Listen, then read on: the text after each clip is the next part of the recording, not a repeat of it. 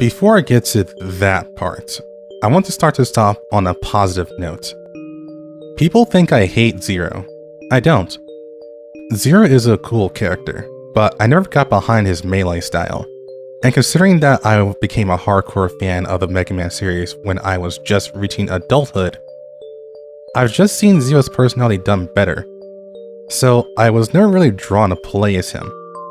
So, yes, I ultimately preferred X because of its gameplay. So, I'm sure the next question people will ask is why I make such a big deal out of this.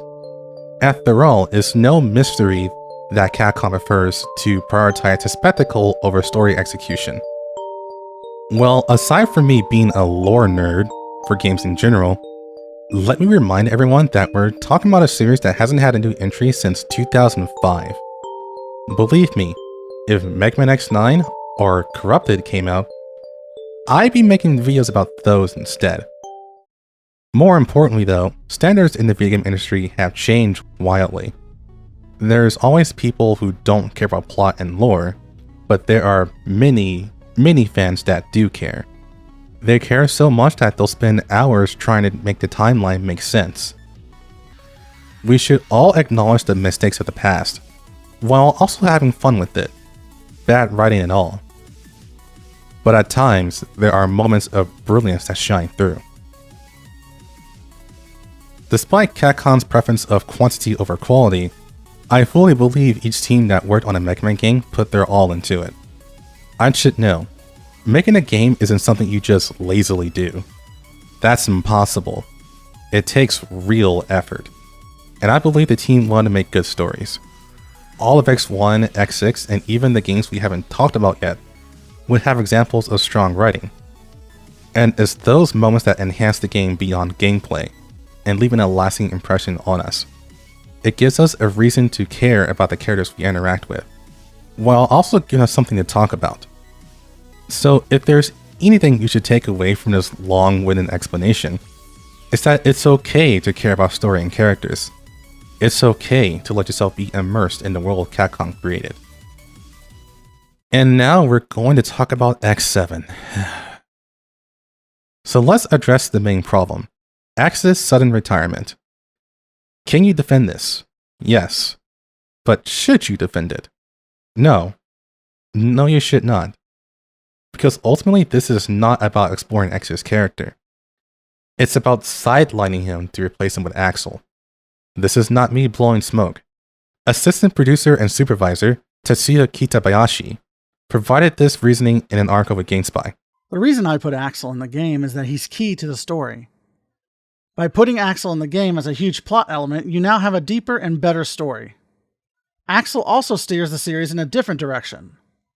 Traditionally, the series didn't have a character like that. He's young, he's running away, he's like the new younger character of their group, and that's why I wanted to put him in there. In other words, he put him in because he's the new, cooler character that needed to be front and center. And 6 Axel's gameplay was basically X but worse. They set X in as an unlockable so Axel can be paired with Zero as a melee character. That's why X retired. It's not because of character reason. So there's a game that did this a lot better and is much more positively remembered. And this game came out 2 years before X7. That is Metal Gear Solid 2. Solid Snake was the protagonist that you played for the first 10% of the game, and then got into a bad situation, was presumed dead, and then abruptly replaced with a new protagonist, Raiden. Snake was regulated as being a veteran NPC who was a complete and total badass by constantly one-upping you, even though you were the new protagonist. Like, the game makes it very deliberate that you are handicapped because you are not playing as Snake. By the end of the game, Raiden becomes his own character and lives his own life while Snake continues on. Nowadays, we remember this fondly, but back then, people hated this twist. They hated it so much that they hated Raiden for it. It took roughly 10 years and for Kojima to do the twist again, but much worse in MGS5, for fans to grow to appreciate what was done before. Now, imagine instead of Snake being presumed dead as the reason why you swapped to Raiden, it's because Snake just want to stay home and smoke and bang women all day. Seems pretty lame, right? Well, that's what we got in X7. Our title hero, hot off his renewed convention in X6 to keep fighting, decides to just sit on his ass and watch the world burn. Imagine the reaction among the fanbase. Okay, so bear with me because X7 is really, really stupid. And I've been waiting to unleash this rant. It's time to let it rip. Not a charge shot! Forget everything I said just now. Why is it when X retires, everything goes to shit? It's not like there were a billion Sigmas running around. They were just normal Mavericks. Are the Maverick Hunters so incompetent that losing one guy completely screwed them? And what about Zero, the guy who is so strong that he can obliterate armies by himself? Did he decide to take an extended smoke break, or is he just as incompetent? When all the Mavericks shaking in their boots when X retired, were they like, yo, X retired? Let's start a riot! The more I think about it, the more it pisses me off, because X7's plot was basically a black hole to make Axel's introduction and sudden importance work. X had to lose literally everything to make this work. Zero had to lose all agency to make this work. The Maverick Hunters had to be incompetent as fuck to make this work. The world had to spiral out of control to make this work. And you know what? The funny part is by sidelining X, it had the reverse effect of what they were trying to go for, because it established X as the most important person on the entire planet, because literally no one can get their shit together. X even gets off his ass and joins the team because Axel and Zero can't even do their job right, and innocent Reploid casualties were ramping up. And why is X such a fucking dick in this game? He spends more time sounding more like an angry SJW than actually doing something. He tells Axel he's basically a menace to society and should be locked up. And then in the same fucking cutscene, he contemplates sending Axel back to the Red Alert. The illegal vigilantes who just threatened to start riots to get Axel back. Let me make this incredibly clear here. X would rather use Axel as a sacrifice than to fight the obviously bad people. What the fuck? Oh, and footnote, at the end of the game, Axel rightfully calls out X's hypocrisy by saying he used violence to stop the obviously evil people before. X says he did, and it was wrong. He should have never fought. Okay, I guess X is saying he should have let Sigma win 10 times over. He should have never fought to save Zero's parts. He should have never fought to save the people in Doppeltown. He should have never stopped Repliforce from blowing up the planet. He should have never stopped Eurasia from blowing up the planet. He should have said, screw you for dying, Zero. I'll let the nightmare kill everyone. So not only did he lose his compassion, he lost his brain too. People had said X7 is a case of Flanderization, as X's pacifist personality is ramped up to 11 and everything else is diminished as a result. But I have to disagree. This is outright character assassination. X is a pacifist at heart. He does hate to fight. He was never forced to fight though. As per Dr. Light, the man has free will.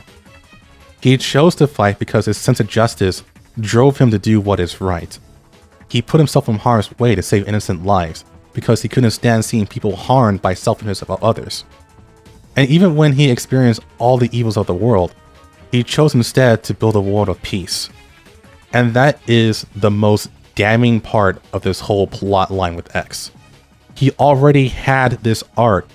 It was built up ever since X1. He spent the first 3 games wondering why humans and Reploids couldn't live in peace. And as bare bones X's story was in X4, it gave him an answer. Things aren't so black and white, and there's a lot of gray. And it's made X realize that even he can become Maverick in the right influence. This is Maverick Hunter Headquarters. Zero. It's good to see you're safe, X. I was really worried about you. Sorry about that. Don't worry. It's all over. Go home and rest. You've earned it. But Zero, what if I become one of the Mavericks? Don't ask such a silly question. I'm breaking contact now. Wait, Zero! I'm serious!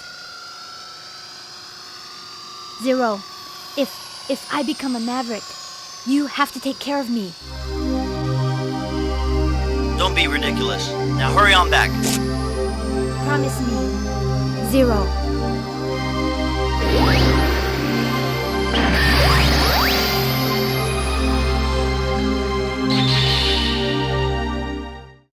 And then X5 happened, which put Earth in a ruined state.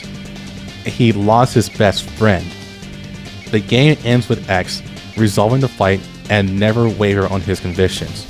And X6 takes that setup and gives X the goal to make the world a better place. That's why he tells Sigma that the world is more important than he is, and he will kill him as many times as it takes to protect it. He is way past the state of questioning why people are fighting. He has taken action to stop it. And X7 just shits all over this development, all because the Capcom studio failed to critically think about what X5 and X6 set up for X in favor of making who might as well be a self-insert, or worse yet, they just didn't care. What were they thinking? X7 is a bad game for many reasons, but I don't hate it. And even though I bashed him a lot, I don't hate Axel either. X7 screwed him and his origin story over too. In fact, everything across the board got squandered. Zero had the Zero series to fall back on, but Axel ends up forever being the third wheel. And X absolutely took the biggest hit in this dumpster fire. And it took a lot of time and damage control to restore his respect. Alright, let's just move on. There's a lot more I can talk about, but let's just not. While Command Mission is far removed from the main series, this game came out before X8, so we'll be looking at this first. Command Mission is a RPG boasting a plot larger than anything that came before it, and takes on a slower pace by nature of the genre. On top of that, the playable roster is larger than it has ever been, each with their own backstories and motivations, and X is at the center of it all, holding everything together. So it's a good thing Capcom Studio 3 got a significant shakeup after X7, to the point where they actually had a dedicated writing staff that planned out scenarios. One thing that was immediately tackled during the planning stages was X himself. In an interview on the Rockman X Command Mission Complete Bible, Tatsuya Kitabayashi, the same man that wanted to steer the series in a different direction, was asked who is his favorite character in Command Mission. He says, X. This time we altered his design to the extreme and made him go through a lot of hardships. Thanks to that, I now feel even more attached. In the same interview, scenario supervisor Makoto Ikehara was asked what role does X have in the story, and he answered, He's the hero. In past releases, X's character has been full of doubts. Had we kept him like that, he would have been perceived as a weak character due to him having too many strong companions. That's why this time we made him into a kind of character who strongly expresses his opinion, a full-fledged hero. Director Yoshinori Takenaga followed this up, stating, We considered that the player would grow tired of a protagonist who was always faltering. So we thought that this kind of X, who would just say, let's go, and start picking up new companions was a better approach. Still, it might feel a bit off-place for a player who has played through all the other games in the series. While the team still sounds like they haven't played X6, it's very clear they realized they need to do a full course correction after his terrible outing in X7. And what they said wasn't a lie either. X is clearly the main protagonist in this game, even toppling the one who often stole the spotlight.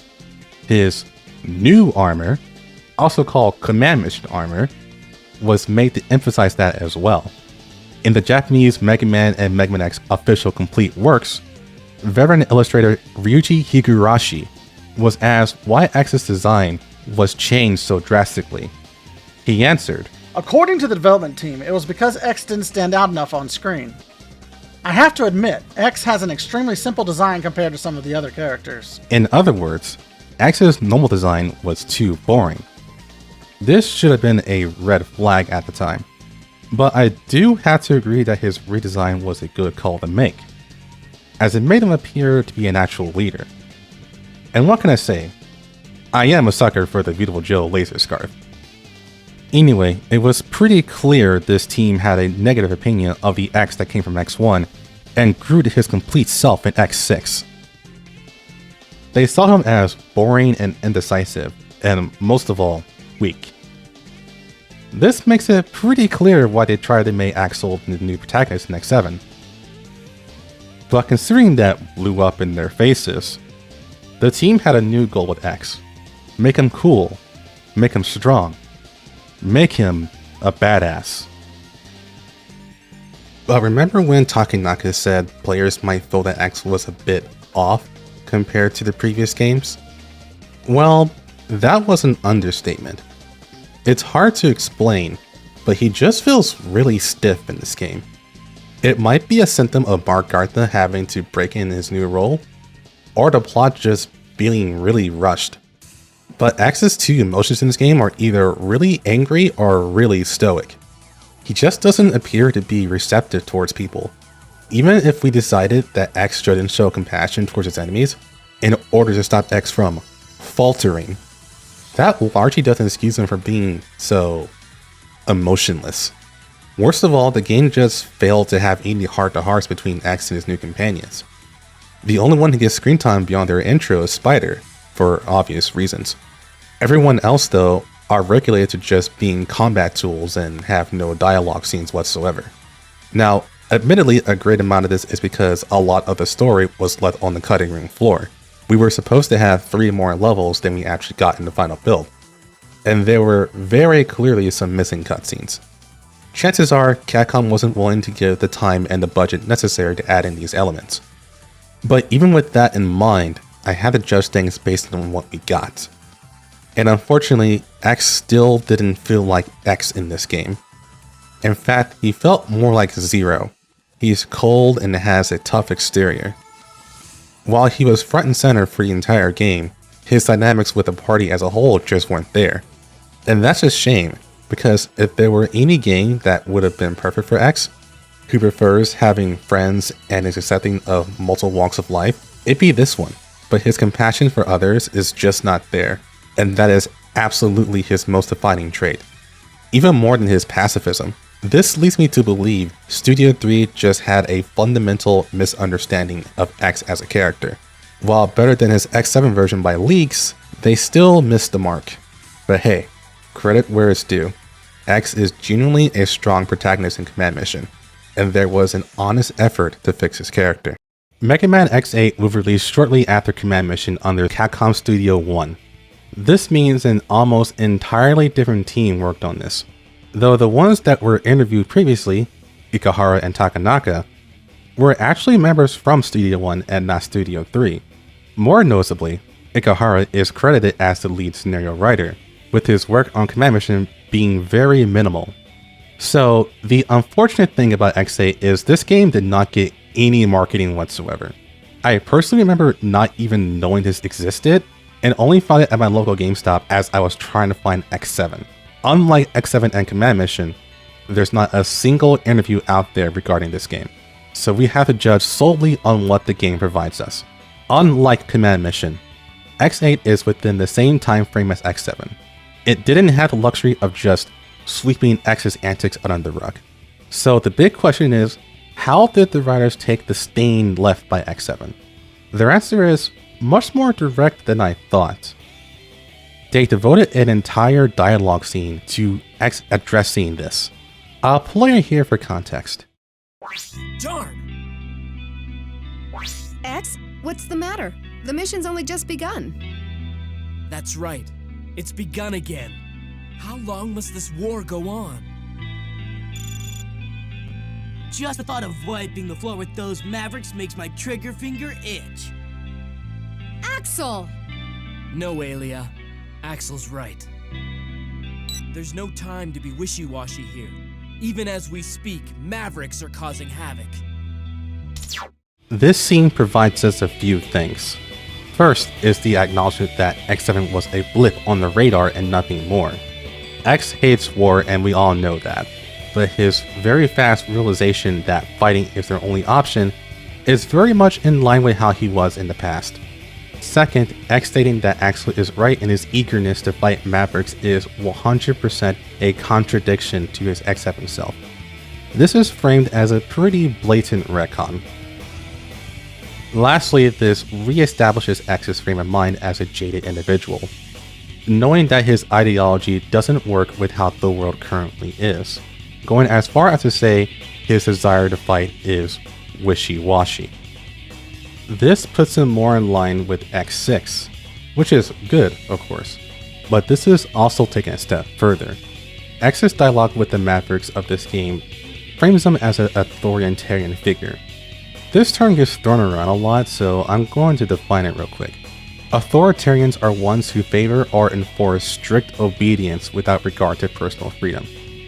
If you can think of any leader who prefers to rule by fear over respect, they are most likely authoritarian.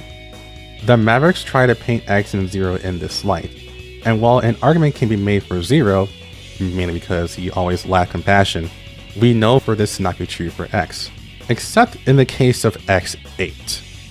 Now don't get me wrong, the Mavericks in X8 are clearly bad, and due to that their arguments are hypocritical at best, but they state that their actions are due to actions of the past. Burn Rooster and Bamboo Pandemonium in particular make the best arguments in this case. Did you know that the earliest form of rocketry was missiles used for war? All of history has been spent making things whose sole purpose is to destroy. Missiles, Reploids. You talk like a maverick. No Reploid wishes for destruction. What wishes for destruction is this world. We're just helping it along and giving it what it wants.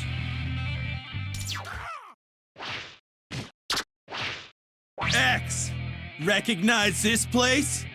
It's the Borderland Waste Disposal Center, where garbage is pressurized and burned. Why have you started a riot? What's going on here? This is no ordinary riot. This is revenge. Revenge for all the Reploids you labeled Maverick and threw onto this scrap heap. Mavericks bring only disaster and destruction. We have no choice but to stop them. This is what you mean when you speak of justice? It's you who should be scrapped. There's no place for Reploids like you in the new world we will create. These are compelling arguments, but while X could choose to humor them, he instead defaults to, yeah, that's some Maverick talk, and kills them. This is very different from how X would act in the past. I guarantee you the X from X1 would be very willing to sit down and learn more about the Mavericks' perspectives, and at least come to an understanding. And the X from X6 would try to provide the option to surrender. But X from X8 is so quick and so willing to just shoot first that it's jarring in a sense. Now, this is not a case like in Command Mission where X is so cold and hyper-aggressive that it feels out of character. This is a case where X is so jaded that he believes he's seen it all. Remember, this is the X that wants to build a utopia of peace. He wants with all his heart for the war to end. So it just makes sense, right? Reploids who want to destroy humanity and other Reploids are Mavericks. And if they are Mavericks, blow them up. But credit to where it's due, X7 does have a pretty good line regarding this. Why? Why do you insist on fighting? First, I ask you, what is strength? What is war? A method for imposing one's will upon another. And this would come to a head when Luminate reveals himself as the main antagonist. In this scene, he explains that the new generation Reploids decided to go against the humans without provocation. The events of previous games were always provoked in some way, whether it be through the Maverick virus or influential manipulation like in X4 and X7. Even Vile, the most wild card of all Mavericks, suffers from a malfunction that just makes him enjoy violence a little too much. This would be the first time Reploids would go Maverick seemingly without influence, though Bracana throws a wrench in that theory, so let's ignore that for now. And this would be the first time in the plot where X would show real doubt, and start to question if he was truly doing the right thing by silencing the ideals of his own kind. X's idea of a utopia is humans and Reploids living together in harmony. Lumine's idea of a utopia is a new generation overtaking the old generation. Both can lead to peace, but both require purging the worlds of opposing viewpoints, thus war, a method of imposing one's will upon another. This realization causes X's will to falter. But it really shouldn't. Regardless of the reasoning, Lumine straight up wants to exterminate all old generation Reploids and humans alike.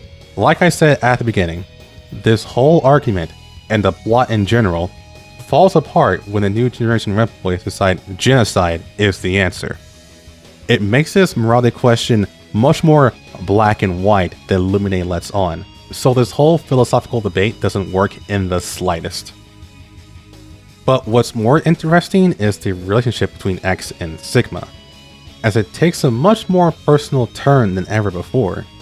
X, Zero, and Axel have separate conversations with Sigma, depending on who approaches him first. For Zero, Sigma tells him he's thankful for the virus. For Axel, no joke, Sigma tells him he's weak, worthless trash.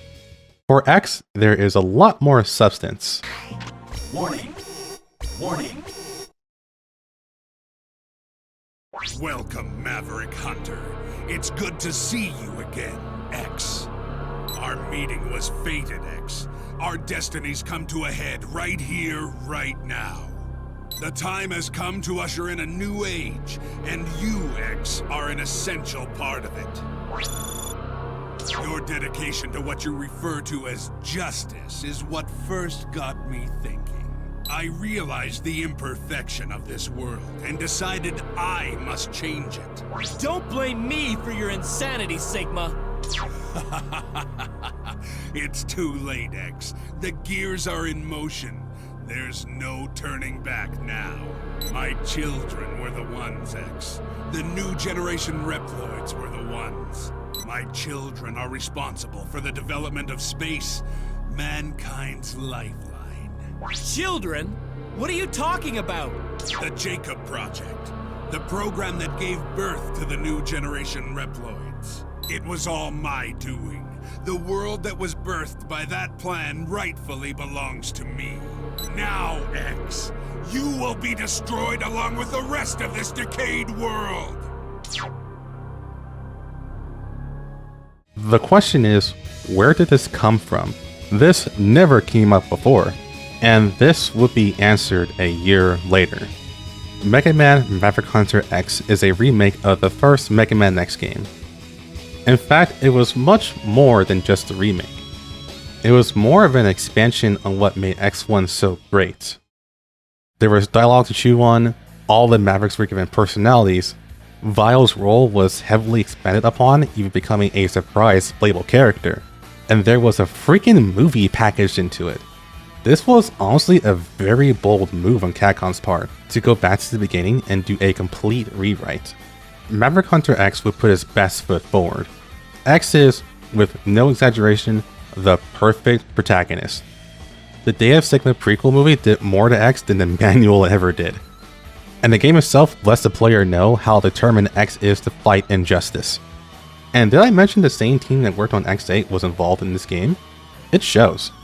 X goes through his hero's journey once again, but unlike X1 where he laments the war, his pacifism seems to be subverted.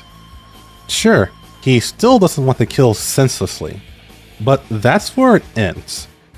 It's almost as if they sped up X's growth to become his X6 self by the end of it, just without the desire to create the new world just yet. And while this is a pretty massive leap, thanks to Sigma it makes sense. Sigma's brutality seemed to have completely nipped his pacifism in the bud. Thanks to the prequel movie, there is a very clear and strong hateful relationship between X and Sigma that just wasn't there in X1.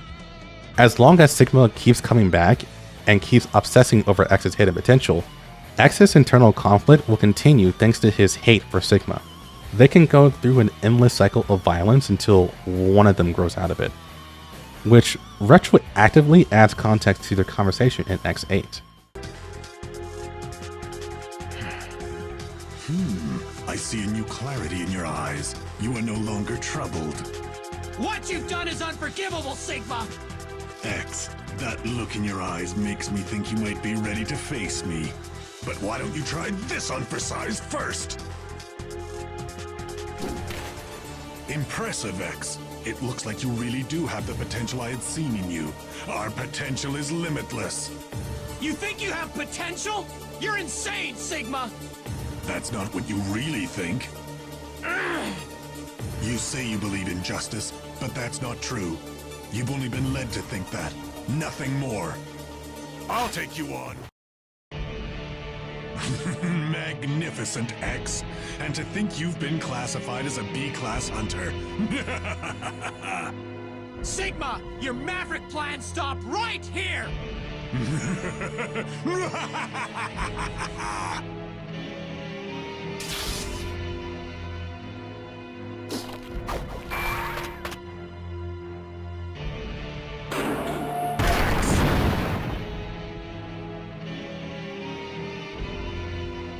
It's not over yet, X. The battle, the angst, the destruction. I will make you understand the true potential of Reploids. I'll finish this! Right here, right now! I will defeat you, Sigma! This is the one thing that X1 failed to do that Maverick Hunter X fixes. It makes the main protagonist and the main antagonist interwoven tightly together. X's hero's journey cannot end until Sigma is defeated for good. And yet, this will be the last main title in the X series. So what happened? It's at this point where I had to mention the real elephant in the room. The elephant of the entire series. Keiji Inafune. In a GameSpot interview, he said a couple of things. As more and more Mega Man games came out, they started to lose what made Mega Man so great. I personally was only involved in the X series up until X4, and then after that, other people took direction of the series. Making these remakes and showing what made the original so fun will help the designers learn a lot about what makes Mega Man so cool, what makes him tick, so to speak. They can then use that knowledge on X9 and perhaps 9. These remakes are supposed to symbolize me trying to get the consumer, as well as the designers in Capcom's research and development, to understand what Mega Man is, so by going back to the series' roots, people will play and think, wait, this was a lot more fun than I thought. Then maybe it will prove that making Mega Man X9 and Mega Man 9 would make sense. If these new games are not supported, as much as I dislike the idea, then it wouldn't make sense to make these sequels. The game industry, of course, is run on money. It's not like I'm making these games for my own benefit. We have to make a profit. If we do make a profit and it proves that Mega Man is still popular, then I would love nothing more than to continue this series to X9 and 9. Maybe if it sells a lot in America.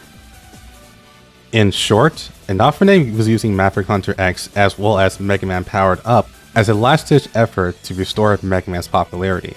As everyone who was active in the fanbase would know, Mega Man was going through a franchise-wide fatigue of untold levels thanks to Capcom's unrelenting need to milk these games as quickly and cheaply as possible. So a revitalization by going back to the franchise's roots was admittedly a good idea on Inafune's part. But he made one fatal error, and that was banking on the PSP, the most easily hackable handheld ever, and completely avoiding the DS, the most profitable gaming handheld of all time. I would say that's unlucky, but this wouldn't be the last time Inafune would make some bad business decisions. So we already know that Inafune planned on rewriting all the way from X1 to X6 in the Maverick Hunter series. It's why X9 was put on hold and the X collection didn't get those gameplay and localization fixes that we were promised.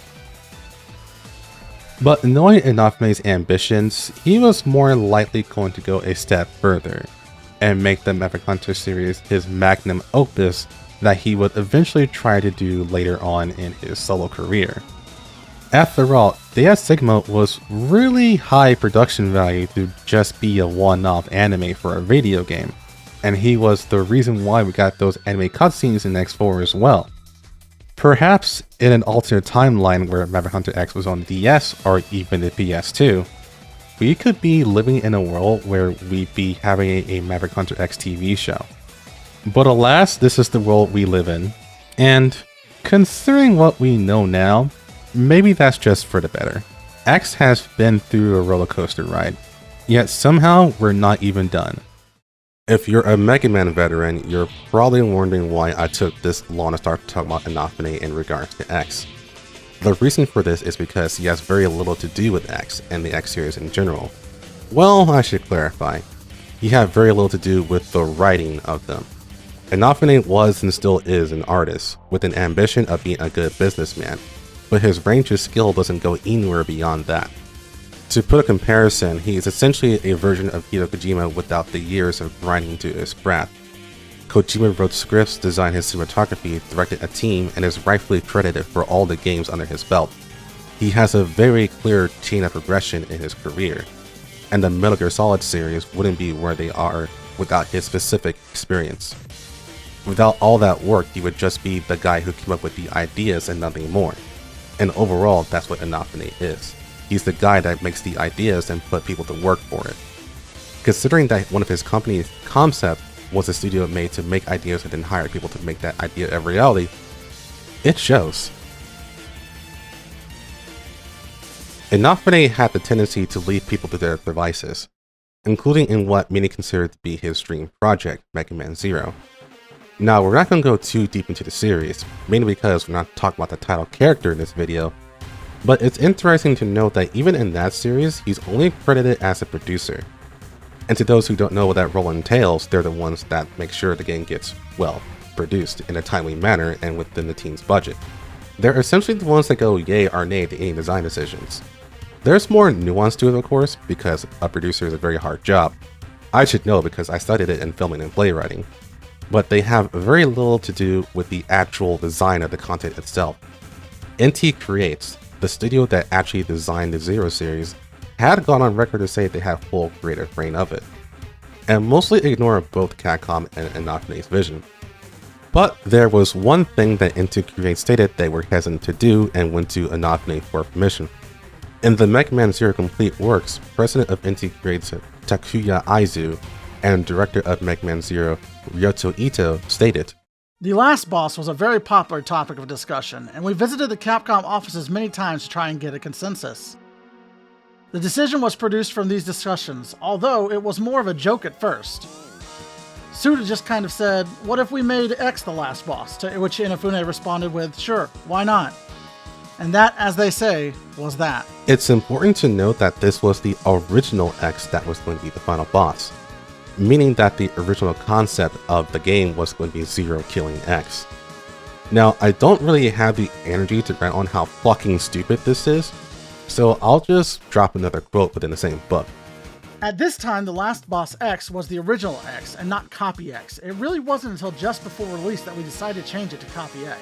Yeah, I think that's about right. We realized that having the original X as the last boss and having him done away with like that wouldn't sit so well with all the young boys and girls that really do see him as a hero. On top of that, the X series was still continuing, so we put an emergency stop and inserted Copy X. I don't think I need to explain why this was the right call to make, but I'm going to anyway.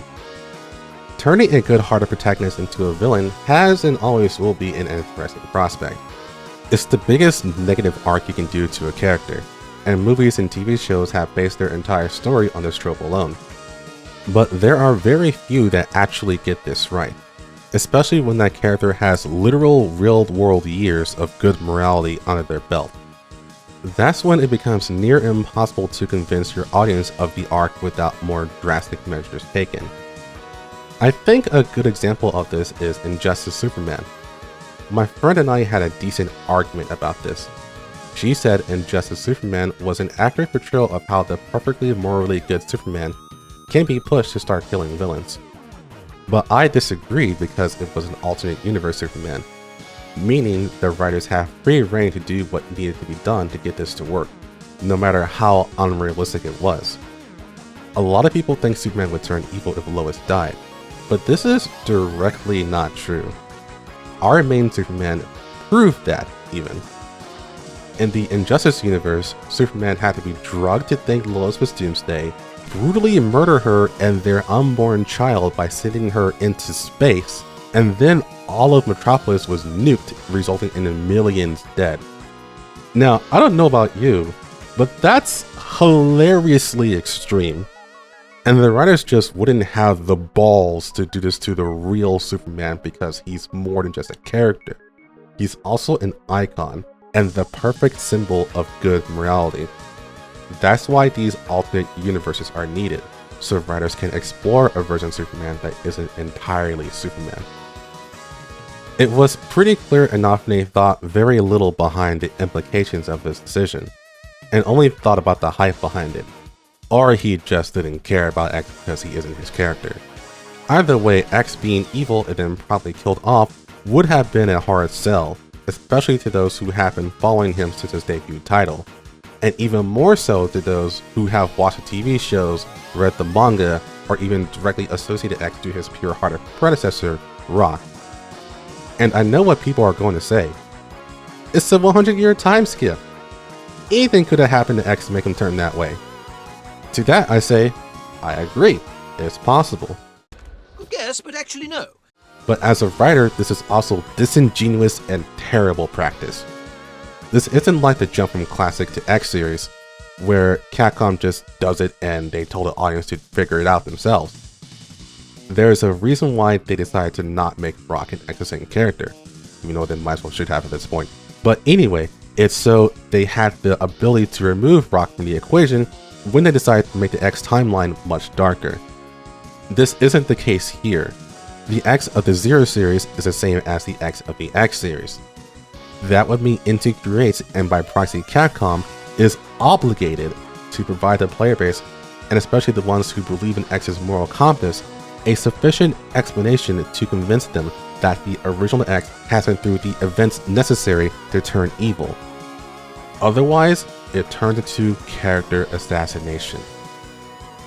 Inti Creates believed they couldn't do that, so they rightfully pulled away. Unfortunately, the scrambling involved to correct this led some pretty questionable decisions within X's backstory. To give the Cliff Notes version, X uses the Mother Elf to cleanse the world of the virus. Dr. Wheel takes that same Mother Elf later on, modifies it to the Dark Elf, creates Omega with Zero's body, and causes an apocalypse. X and Zero in the new body stops Omega and buries him, and the humans banish Wheel and makes him immortal for some reason. Zero seals himself away out of guilt. X creates Neo Arcadia, the true utopia for humans and Reploids, and continues to fight Mavericks. Then the Dark Elf comes back for some reason, and X decides to use his body to seal her away for some reason. This in turn shatters his soul into 5 pieces for some reason. 4 of those fragments become the 4 Guardians, and there was a 5th body that was meant for the 5th fragment, being a true version of X. CL, being a genetically altered super genius for some reason, has made a perfect replica of X's body, but X doesn't take the body for some reason. So X turned Copy X eventually starts oppressing Reploids so severely that they would starve and die. Cyber Elf X holds out until Zero returns, and through his guidance, Zero eventually stopped Copy X. Okay, so let's get the least offenders out of the way. Omega's body not being destroyed and Wheel being turned immortal. I get that being made to suffer is often a more cathartic form of justice than death, but someone obviously didn't think, "Hurdy derp, maybe this will bite us in the ass in the future."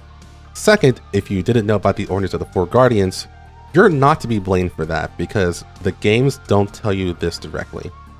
This information is found in the Rockman Zero Collection timeline, which is no longer viewable in its original format due to it being removed. NT Creates has this devastating habit of just dropping dumps of lore in interviews and CD dramas.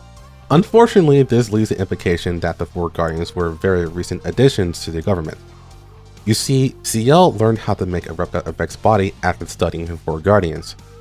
And considering she was either 6 or 9 years old, depending on what material you want to go with, that means Copy X's reign had to begin at most 8 years before the events of the first game, since CL is 14 in that time.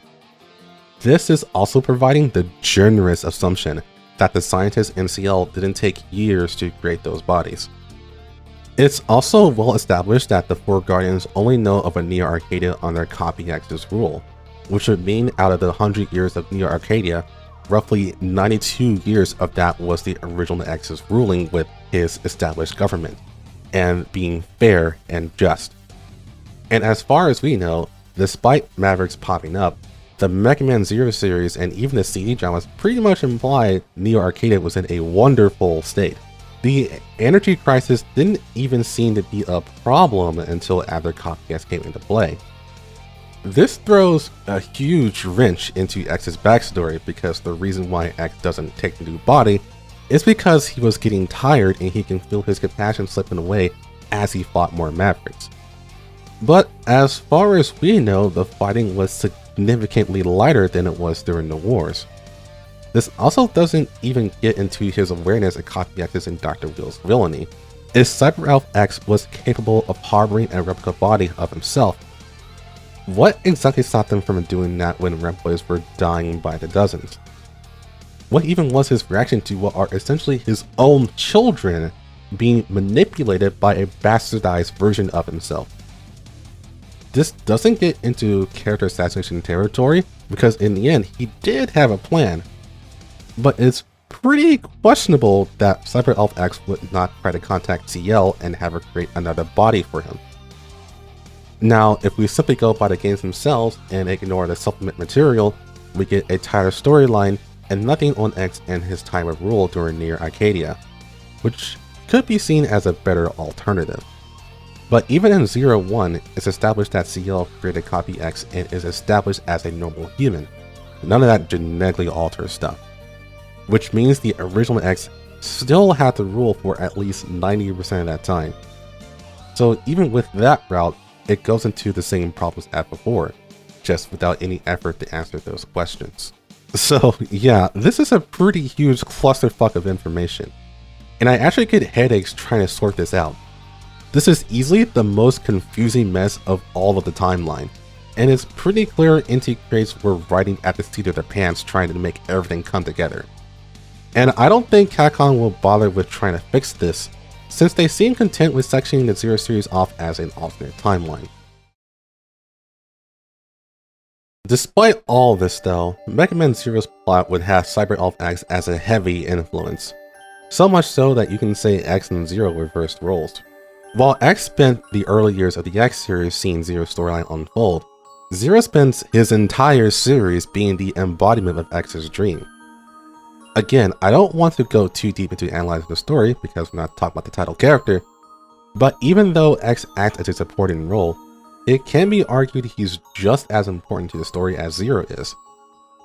Up until 04, the story is pretty much about him and the legacy he left on the world.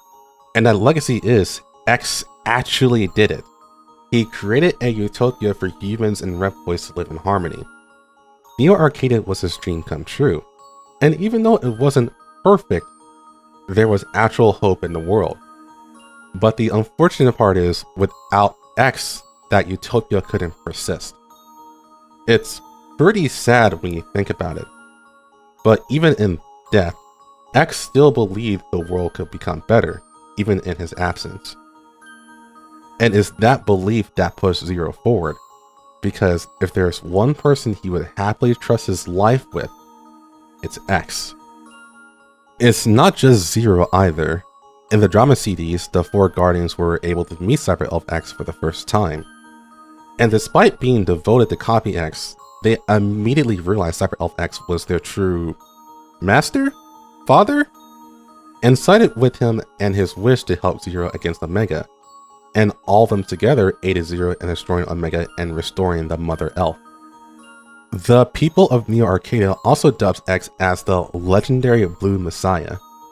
It was frankly blasphemous to see X in a negative light, even during Copy X's reign, as the 8 gentle judges still believed in him as the copy X became more and more unhinged due to their deep trust within the original X. In fact, the very thought of X being gone would cause a massive meltdown in Neo Arcadia. People became so dependent on his justice and leadership that he was revered as the unbreakable savior for all people. He was quite literally the symbol of hope.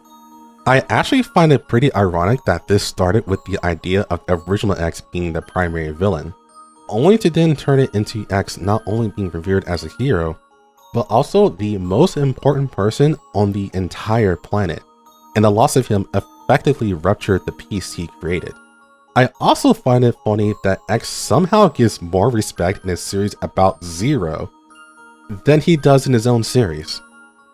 Either way, it's hard to judge results if you're a fan of X. X in Mega Man Zero has him coming full circle, where he embodied the dreams and aspirations of his father, Dr. Light. He wanted X to be the symbol of hope for the world, and for all intents and purposes, he did just that. Now, if only X in his own series can reach that point, maybe, just maybe we'll see those building blocks. Maybe one day.